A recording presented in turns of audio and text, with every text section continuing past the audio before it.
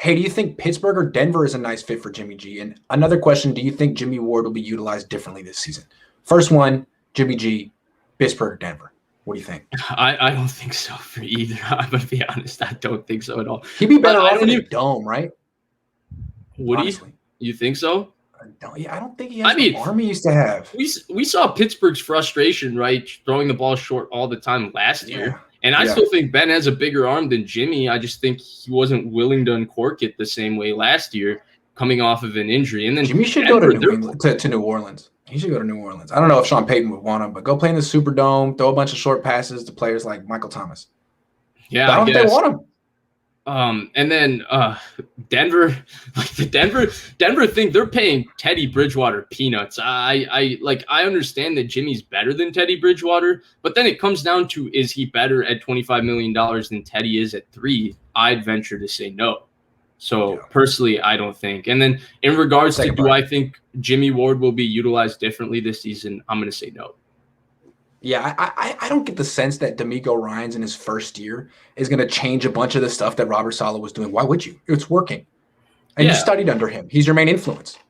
Yeah, and 100%. And it goes back to, so this defense, Grant, we've talked about this a little bit on the phone, but this defense is really built to highlight the linebackers, right? They want the linebackers flying to the ball. They're a fast easy assignments. Easy assignments for the linebackers. They let their linebackers flow, and they keep things simple for them.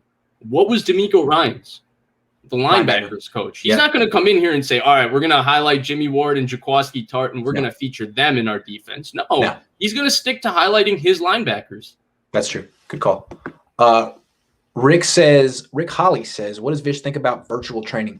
Earlier today, my dad and I were talking about virtual reality, how the idea of virtual reality could actually help a quarterback train, how he could help him install plays, get him reps against different coverages, cover 2, cover 3, whatever you want, and saving wide receivers their legs, saving the rest of the team having to be out there repping it with them. It seems like this is something that NFL teams could use as the technology gets better. Thoughts? I think that's brilliant. And I don't think I actually think it has a different use, not in terms of rep.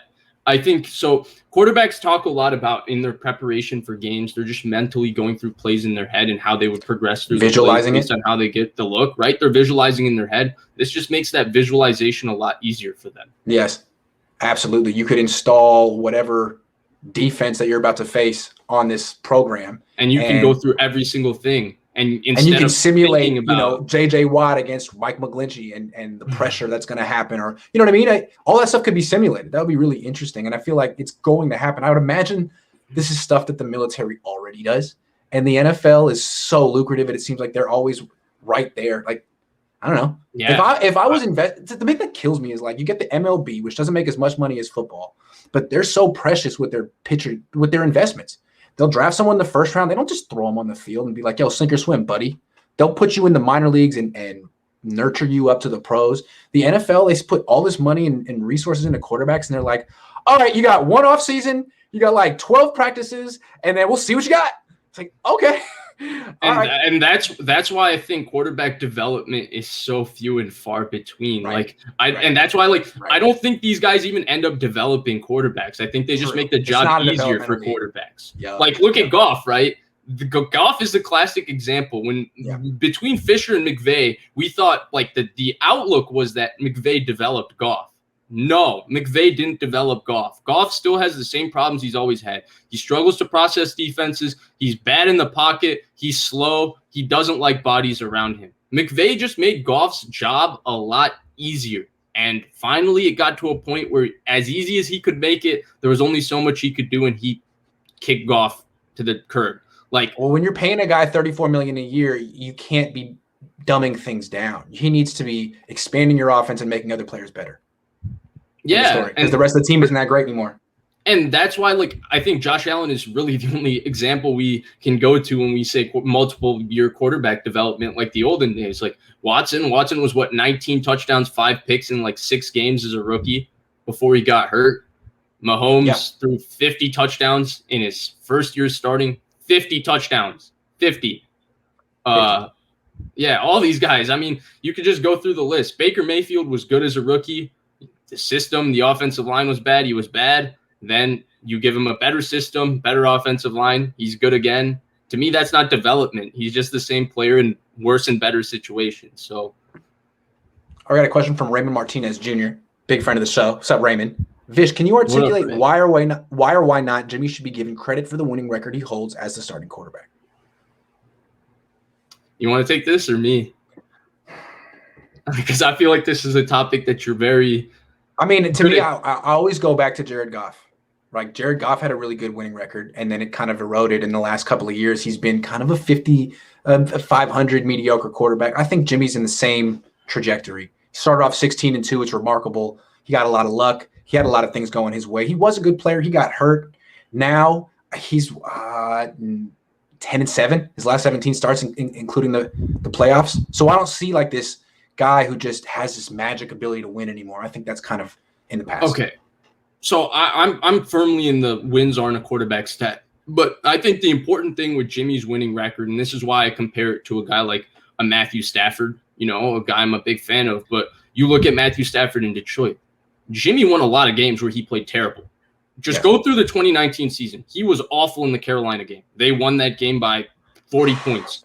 He threw an ugly interception. He was not that great in that. So like a linebacker who was like 10 feet in front of him, right? Kuechly? Right there. Yeah. Predetermined read. Yeah. Looked right, came right back left, didn't even check where Kuechly was, threw it straight to him. All right. He threw 2 terrible interceptions versus Arizona. Did he come back and win them the game? Sure, he threw the ball on Jeff Wilson's helmet. That was a hell of a catch. Oh, that was behind him. But it was behind him. But like you look at Stafford, right? In Detroit, if Stafford throws those 2 interceptions that Jimmy Garoppolo threw, goodbye to the game. Game's over. Jimmy also struggled. Lines aren't coming back. Jimmy was I was getting there. Jimmy was terrible against Tampa week 1. He was terrible. Pittsburgh game was rough. You can go down the list. And then how many losses can you really look at and say, wow, Jimmy Garoppolo was terrific, but the 49ers really couldn't get it done around him. I can't think of one, honestly. Like the Baltimore game, Jimmy, honestly, the touchdown he threw should have been a pick. Right. He didn't play well in that game. He killed the momentum in that game by fumbling in their own area, a fumble that didn't even need to happen. He was trying to stay up for what reason the play was dead. He had his 4th and 1 attempt batted down. The Falcons game, I mean, what throw did he make in the Falcons game that really changed the tide of that game? Throwing little flat routes to George Kittle entire game? Yeah. So you look at that. Then the first Seattle game, sure, Kendrick Bourne dropped a few passes in that game, though I think that gets overrated by the fact that KJ Wright and Bobby Wagner dropped more passes than Kendrick Bourne in that game. That's and they play defense. That's right. People forget that, but we don't. So the point is, when you're looking at the winning record, right, and this is why, I bring up Stafford because he's the easiest example of this. I just showed you that the quarterback record is not indicative of how the quarterback played.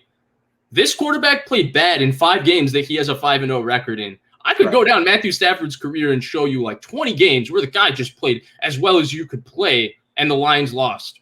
Why is that Matthew Stafford's fault? And why is it to Jimmy's credit that his team was better and his team did more around him? Imagine also, did he play well in New England this year when he won by a million points? No, he threw that ugly interception over the middle. The Rams game. He didn't throw the ball past the line of scrimmage in the Rams game and won. No. Yeah. That's where the Jimmy Gimme term was originated, the Rams game. The Jimmy Gimmies. I feel like a lot of things have propped Jimmy up. It's not like he makes players better. Although he did make Marquise Goodwin pretty good for a minute. Yeah, but even that season, I feel like he played well. I'm not saying he didn't play well. I think maybe he got a little overhyped because the quarterbacks he replaced played so awfully that season. Right. But what I will say that's important, I think, is that even with the 2017, if you go back and look, honestly, it wasn't he didn't lose a game, right? But in their wins, it wasn't like he played like a quarterback that, just took the game over. He was up and down. He had a lot of ups. He had a lot of incredible throws. He also had a lot of interceptions at that point too. So you take the good with the bad. I have a question to spring on you. I haven't prepped you on this one. I'm curious. Who do you think was a better quarterback? Peak Jimmy or Pete Kaepernick? You know where I'm going to go. I don't think it's very close. Kaepernick. Pete Kaepernick, come on. Pete Kaepernick was great. Not just good. He was great. He was really good. Pete Kaepernick won playoff games by himself. On the road. The Packers playoff game is the best performance I've seen from a 49ers quarterback. He was 17-0 down in the Georgia Dome, the loudest, craziest stadium in the NFL that season, and he brought them back from the pocket, something that teams didn't think he could do at the time, throwing lasers to Vernon Davis in that game, a guy who he didn't have chemistry with. Okay. Who was better, peak Jimmy or peak Alex Smith? On the Niners. Smith? Peak Alex Smith on the Niners.